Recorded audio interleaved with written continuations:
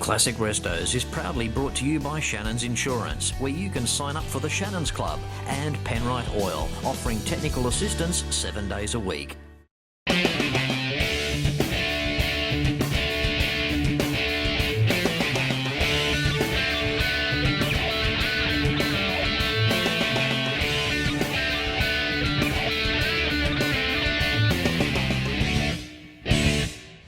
Hello and welcome to another interesting episode of Classic Restos. Of course, not possible without the continued support from Shannons Insurance and Penrite Oil.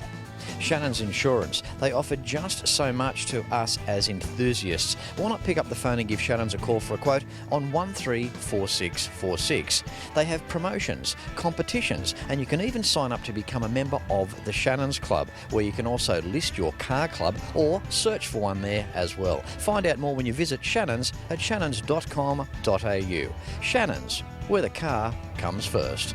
And when it comes time for the finest in oils and coolants, make sure that you are using the best in the business with Penrite.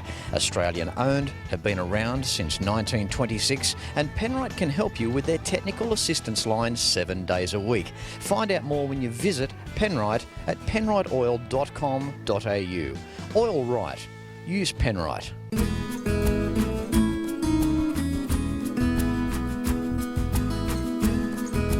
And on today's show, I have travelled to Mittagong in the gorgeous southern highlands of New South Wales.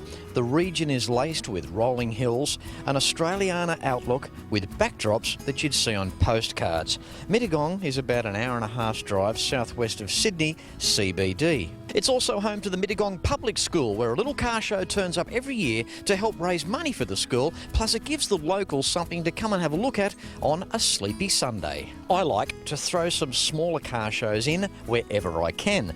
Most car shows are about raising money, usually for research to find a cure for illnesses, individual car clubs so they can make their donations to designated charities, or for schools such as this. It's great to see an increase in numbers every year. This is because more classic car enthusiasts and the general public are finding out about events such as this.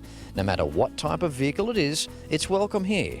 And if it's a classic, even better. First cab off the rank, this fantastic little show here at the Mittagong Public School. Dante, welcome. How are you, Fletch? Good, thanks, mate. Thanks for driving down from Sydney for this little event for this weekend. Yeah, don't mind driving, so for this little event, give it a go. Getting out in our cars, getting to the events, that's half the fun. Now, the reason I'm picking on you, Dante, is that you've got a 1970 VG Valiant, totally original. Now, these are starting to become a little hard to find. That's why I thought we'd pick on you for the first interview here today. Tell us about the car. Well, I bought the car about just over 2 years ago from Ulladulla. I can't recall the gentleman's name, but he was about 81 years old, retired. He was going to a nursing home and no longer could drive the car anymore, so his daughter bought him a smaller car.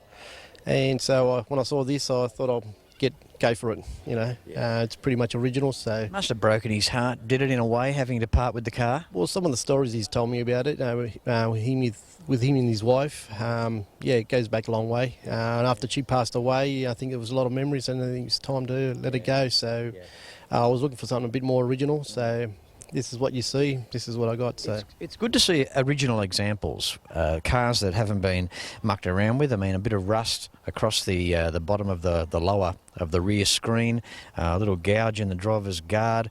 It's honest. It's there. You can see any work that needs to be done is right there in front of you. Yeah, it's got history. That's what I could say. It's got its little scars and bruises through the years. So for a 40-year-old car, 44, So. Yeah. And the trusty 245, how does it drive? It drives like a brand new car. The motor's still pretty nice and tight. Still got the original motor gearbox as well. So now, Dante, you've got a few cars. You're talking from experience here. Yes, I've got 6 at the moment. So I know it's not enough, but 6 that's what I can put in the backyard. So yeah. Good on you, mate. He's an active guy in our fraternity, this particular fella here. He also supports Cross on the Murray every year as well. And down here supporting the school here today as well, mate. Just want to thank you on the behalf as well. Thank you so much, Fletch. It was nice being here. And thank you for interviewing me again. Thank you. Oh, it's worth it, mate. Plus, I'm stuck for interviews this morning, so I had to just try and grab the first bloke I could. Fair enough. Well, as you can see, you got the, what do we call it, British cars here. Yep. So, yeah. They're next. Moving through, we've got Brian now. How are you, Brian? I'm good, thanks, Les. Yourself? Good, mate, good. 1960, Morris Minor. That's correct. Yeah, 4-door. Look, I don't want to alarm you, but this come flying out when you when you pulled up. I don't worry about it so much now. I just pick them up on the way back. Yeah. Well, you've got another 3 left, haven't you? Yeah, that's right. Yeah. About the same. Now, Brian, you've got some extraordinary history here. Share it with us. It was a car we bought brand new when we were going together, my wife and I, and we sold it later on, a few years down the track, and we used to often see it around the district. It stayed within the district, and we thought, oh, one of these days we'll buy it back. Well, that's what happened. Wow. So the original owner, eh? Yeah, well, yeah, that's right. I mean, it's not a silly question. I was going to say it's a good little car. It must have been a good little car. You wouldn't have kept it for so long. That's right, yeah. We spent a lot of time and money and love on it, and yeah. So tell us, what is it about these Morries that you love so much? Well, what is it? Tell us. Oh, I think it's because you can watch the grass grow as you're driving along. So, I love his honesty. But the thing is, they are unique, aren't they? They're an iconic British shape, one would say. That's it. It's very recognisable, and they're good to drive in. They're good to handle. And they're a very comfortable little car. Yeah. Frank Spencer on Some Mothers Do Have Them. He cooked a couple of them, didn't he? Yeah, that's right. Yeah. Good on you, Brian. I want to thank you for turning up, and you and your wife here today, to this little car show here at the Mittagong Public School. Well done. Thank you very much. Been most enjoyable. Thank you, Fletch. You're welcome. Time for a bike on today's show. How are you, Scott? Good, thanks, Fletch. And yourself? Good, mate. Good. Look, military bike. What year model is this? It's actually 2013. What country does it come from? Comes out of Russia, still making them in the same factory that they were making them at the end of World War II. So, in Russia, with all due respects, this is modern styling to them. Oh, that might be pushing the truth a little bit, but yeah, that's the way they come out of the factory. Yeah, look, you know, why change it if it's working? I mean, I think it looks awesome. What a great style of a bike. Yeah, it's terrific fun. I've ridden mostly road bikes in the past, and this just gives me an opportunity to get off the road, play on the dirt roads and the fire trails and things like that. Great fun. Now, what's the go with the brand Ural? Isn't that's tablets for if you've got a problem down below, isn't it? Yeah, a couple of people do like to mention that, but you've also got the Ural Mountains in Russia, and the factory that these were built in is alongside the Ural Mountains. That's probably a better answer. Much better answer. So tell me, Scott, how long have you had the bike? Only about 6 months. Yeah, picked it up late last year. Just had a couple of days training with the importer here in Australia, and just had so much fun. Yep. When we came home, all we had to do was decide on the colour. Now, what's the go with the sidecar in terms of balance and the way the bike rides? Yeah, it's really a whole lot different to riding on 2 wheels. So because the bike doesn't lean and doesn't countersteer, unless you take a left-hand corner too fast, then the tub will lift up and the bike does want to countersteer and it'll drift off to the right. So that gets your attention. And over in Russia, that's just normal driving, right? Yeah, I think it is, yeah. Okay, now when we talk of riding and the power of the bike, what's going on in the engine department? It's a 750. It's just what do they call it, an opposing twin motor. And depending on which version of history you read, it was either stolen from or sold to the Russians by the Germans just prior to World War II. Incredible history, really interesting stuff that. Being the 750 as well and a twin, be very torquey, I'd imagine. Yeah, it pulls like a tractor. Yeah. Good on the Russians for, I guess, being innovative enough in 2014 to produce a product like this as well. That's it. All right. Thanks, Scott. Good on you. Thanks, Fletch. Classic Restos is proud to have the major sponsors of Shannons Insurance and Penrite Oil associated with the show. When it comes time for the very best in classic vehicle, home and contents insurance, an opportunity to sign up to become a member of the Shannons Club. And whilst you're there, you can list your car club or search for a car club as well. The finest in oils and coolants, Penrite, established 1926, Australian owned, and their technical assistance line can help you 7 days a week. Find out more at shannons.com.au and penriteoil.com.au. Back with more after this.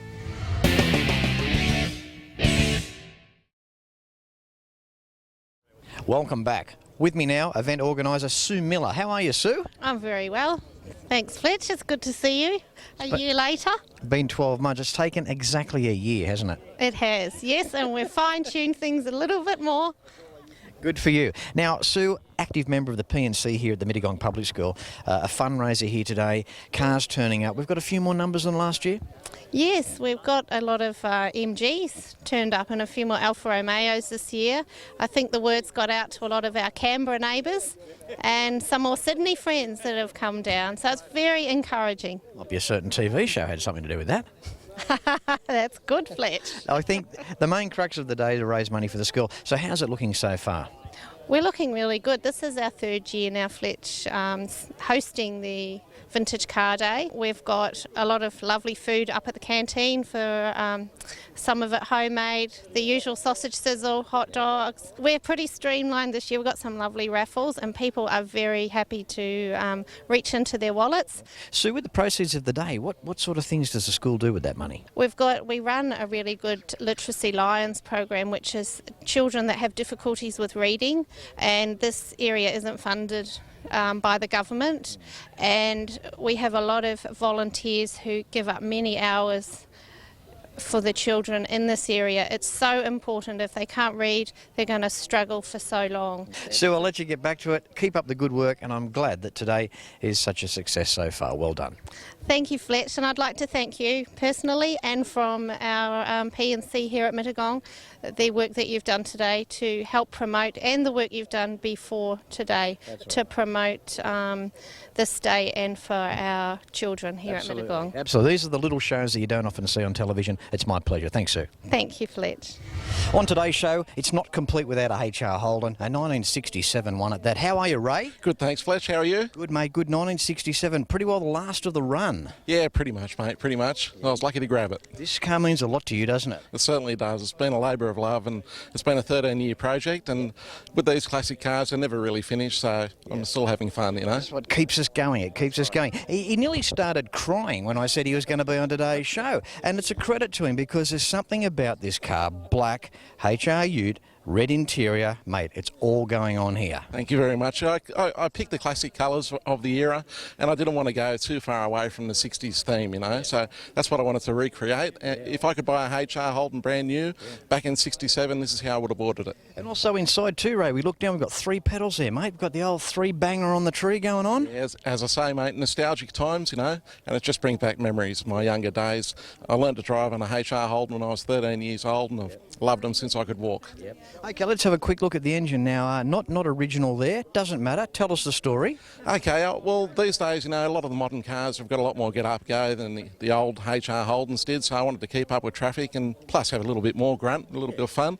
So I'm running a bit of a Work 202 in there, and it fits all the bill, you know. Yeah, and it's got a later model Dizzy as well. Yeah, I'm running the electronic ignition from a Holden WB, which no more points, no more adjusting or worrying about. Set and forget. Beautiful. Mate, it's still 6 cylinders at the end of the day. There's still a trusty Aussie 6 under the bonnet there. We get back to the aesthetics of this ute and how good it looks. The shiny stuff, the NASCO accessories, the scuff plates behind the door handles, your little tag hanging down off the rear view mirror. All the little attention to detail bits and pieces that you've done. I like that. Thank you very much. A lot of thought's gone into it, but then again, being a HR aficionado, it comes second nature to me. These are all the things that I've dreamed about and things that keep me awake when I'm trying to hit the sack at night. The way I've tried to build my HR is to keep it a piece of Aussie history.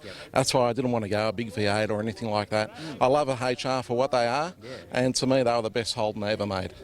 Too true. And don't touch his tailgate, because if you do, there's barbed wire there. That's right, that's right. Well, you know, it's a working class car. You know, it probably came from a working class background and probably would have been parked behind a barbed wire fence at some stage, so recreated a bit of that as well, you know. The tray and the floor out back there with the ute. Beautiful timber there, looks good. Thank you very much. Again, I wanted to keep close to the original theme. Holden ran plywood back in the day, and I've tried to recreate that. Good on you. Ray, an absolute pleasure interviewing you.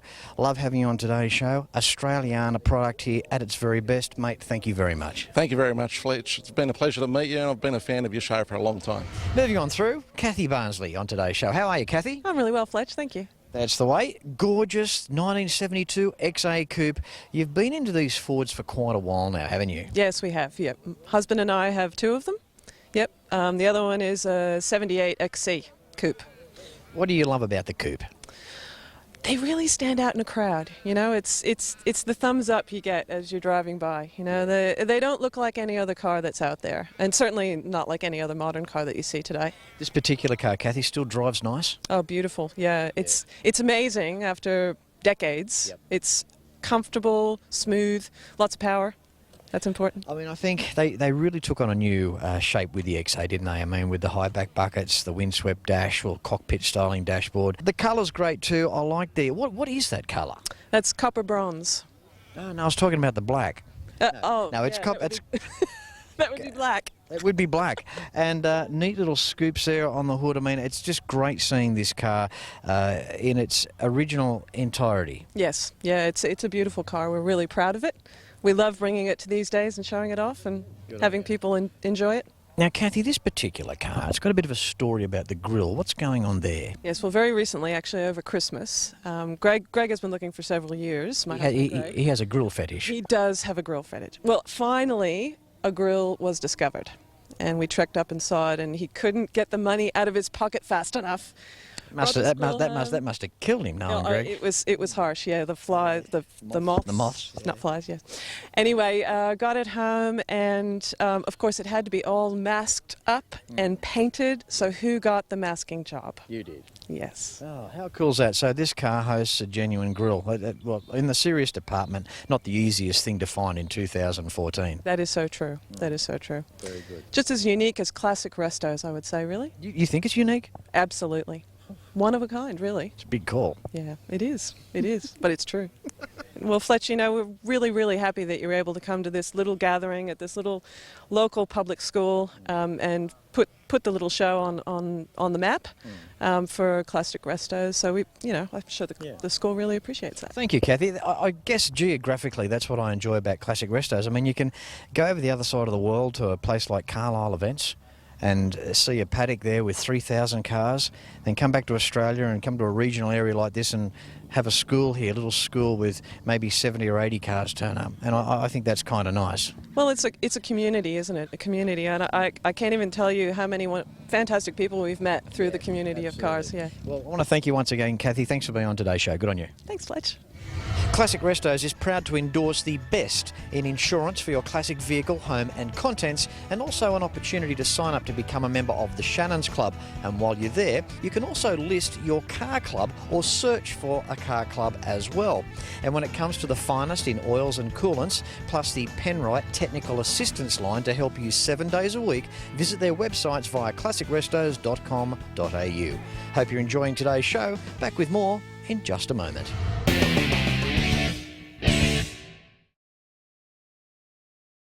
Time for Tom now in today's show, and what a show it is. How are you, Tom? I'm very well, Fletch, thank you. That's the way. Been watching Classic Restos for years. You're a good guy.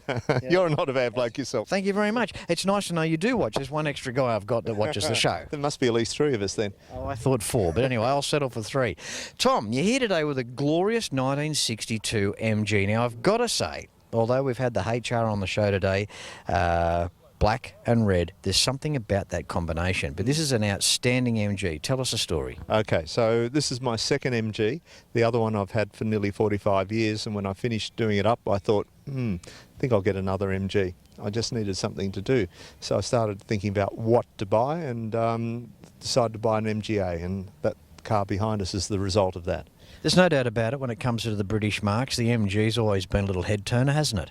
Well, yeah, I think people today tend to forget that it was a mass market sports car. People think that it should be built like a Rolls Royce or a Bentley, but I mean they were produced in huge numbers. That MGA is one of 100,000, over 100,000 they built. Yeah. I got to say, Tom, I love the attention to detail, like the little chrome vent up on the bonnet there. Yeah, those little oval shroud vents are interesting. They're meant to let the heat out from the engine bay.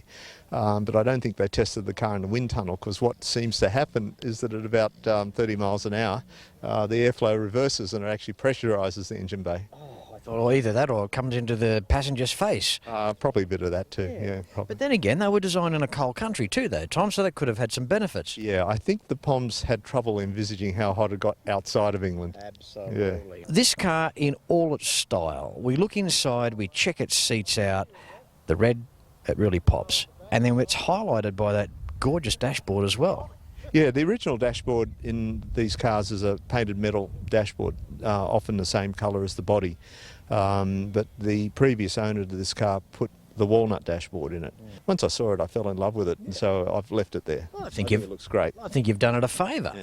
Well, Tom, I want to thank you so much for being on today's show and showing off this MG and turning up here today. The British fraternity here quite strong in today's event, which was good to see. Yeah, I was surprised to see how many MGs were around. It was good to see, I agree. Yeah. Thanks very much, Tom. It's a pleasure, Fletch. Lovely to have a chat to you. You're welcome. Thanks, mate. When I say that I'm one of the last to leave at some of these events, I mean it. There's not many cars left here on the paddock, Chris. That's all right. No, very second last. Lucky last. Well, thanks for staying with me anyway. Okay. Now, Chris has got a lovely 1965 Mini. Now, Chris, the build, this is interesting. What number is this car in Australia? Build number 39. There you go. The 39th Mini built in Australia. How's that? Yes, that's correct. And it was only 50 built in 1965. Really? Good year, 1965. I Yeah. I don't have to elaborate as to why, but good year. Good year. Now, Chris, tell us about this car. How long have you had it? What was the condition when you got a hold of it? This particular one, this is my 9th one I've had over the years since the 80s. Well, you've got it bad, haven't you? Got it bad. Yeah, that's right. This was brought from Launceston, Tasmania last September. Drove all the way up, never missed a beat. Chris, I have a respect for this Mini. I like the paint colour. I mean, we've got the nice burgundy red top, we've got the two-tone, we've got the white paint down below, and of course the red interior. It's detailed very nice. It's a beautiful little car. Yes, that's right. It's detailed back to the original. All the carpet came from England, things like that. And the colours exactly was when the car was delivered in 1965 in Zetland. Also, too, the wheels. What brand are they? The Mini Lights, they are reproductions, but the original Mini Lights were made in the UK. And I put them on late last year just to pretty it up. Yep. Well, that's right, country of origin. You're just detailing it that extra step, aren't you? And when you go to England now, 90% of the Minis over there have that type of little Mini Light wheels. Yeah. And do you ever have any British folk come over and say stuff like, "Oh, gee, mate, I love your Mini, it's a beauty, mate"? Yes, I do have that, yes, and they want me to take it over there and they want me to leave it with them and because it's... you don't have too many in this original condition. No, well, look, I tell you what, I take my hat off to you, I really do. Now, before I let you go this afternoon, Chris, give us a quick rundown on the engine. What's happening up under the little hood there? The engine was... the car used to be raced once upon a time, but that engine was completely rebuilt 2 years ago, back to original standard 1275. Yeah. It used to be up to police specification, 1330, an inch and a half. Yeah. But it's all bogs down the back to the ridgy-diggy. Yeah. I don't even have a taco in it or the wooden dash because I wanted to have all original. Yeah, that's good. But they're a brick. They're the brick, aren't they? That's right. And I think these little cars won Bathurst once. That's correct. That's right, yeah. You know, they got the big cars up the inside, under brakes. They just got them on the inside. Yeah. But they don't ride like a brick. They handle extremely well. Yeah, they would be like a go-kart. They're like, the go-kart qualities, that's right. Lots of fun. Lots of fun. Keeps you young, Chris. Keeps you young, that's right. And you always feel the celebrity because every time you park it somewhere, you're surrounded. It's where you come from, the old Royal Britannia, and you're part of the royalty. Good on you, mate. Well, look, as I said, thanks for sticking around here. Yeah. I know you've got places to go in the glorious little Mini, mate. Thanks for hanging around, mate. It's a great little car. Thanks for being here today, eh? Okay, thanks very much, Thanks. Right. Well, I hope you've really enjoyed this week's episode of Classic Restos here at the Mittagong Public School in regional New South Wales. Don't forget, classicrestos.com.au is the website that you need for the DVD boxed sets of the show, other Classic Restos merchandise, information on a Fletch tour in 2015, and how my major sponsors can help you as well. As I say at the end of every show, until next week, no matter where you're watching Classic Restos from, please ride and drive safe. I'm Fletch, and I thank you very much for watching. You can like and follow us on Facebook at facebook.com/Classic Restos TV and watch catch-up episodes at shannons.com.au.